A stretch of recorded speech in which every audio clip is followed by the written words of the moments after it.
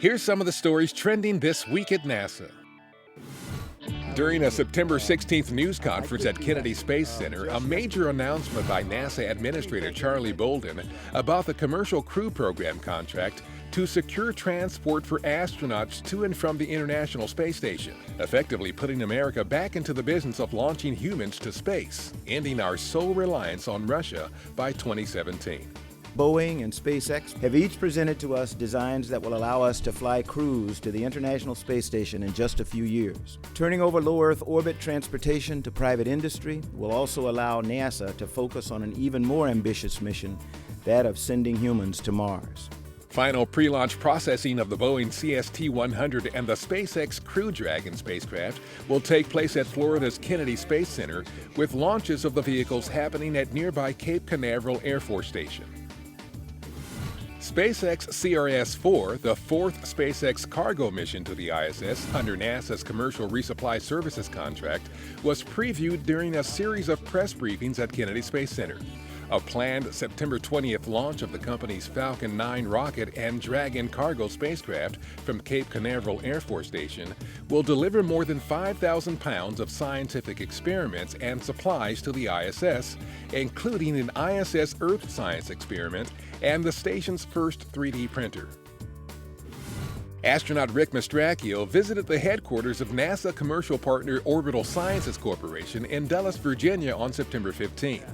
In addition to SpaceX, Orbital also conducts cargo missions to the ISS, including the company's first in January, while Mastracchio was a crew member aboard the orbiting laboratory. While at Orbital, Mastracchio shared some imagery from his time on orbit with employees and thanked them for their work during his mission. The next two crews scheduled for flights to the International Space Station are preparing for those missions. At the Baikonur Cosmodrome in Kazakhstan, the Expedition 4142 crew, including NASA's Barry Butch Wilmore, is conducting final training for its scheduled launch to the station on September 25th Eastern Time. Meanwhile, the follow-on crew headed to the ISS, which features NASA astronaut Terry Virts, previewed its mission during a news conference at Johnson Space Center. Expedition 4243 will launch to the station in late November.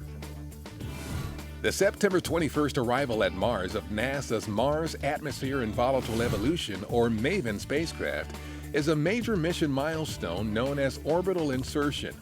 Once situated into its planned elliptical orbit around the red planet, MAVEN, the first spacecraft dedicated to exploring the upper atmosphere of Mars, will begin a one-year primary mission to investigate how the loss of atmospheric gases impacted the Martian climate through time.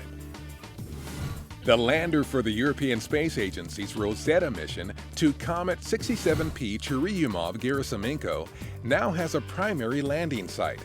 The lander, named Philae, will target Site J, an intriguing region on the comet that offers unique scientific potential and minimum risk to the lander compared to the other candidate sites. Philae is scheduled to land on November 11th to begin scientific study of the comet's nucleus.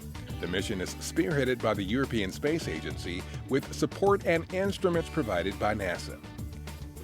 And that's what's up this week at NASA. For more on these and other stories, follow us on social media and visit www.nasa.gov/twan.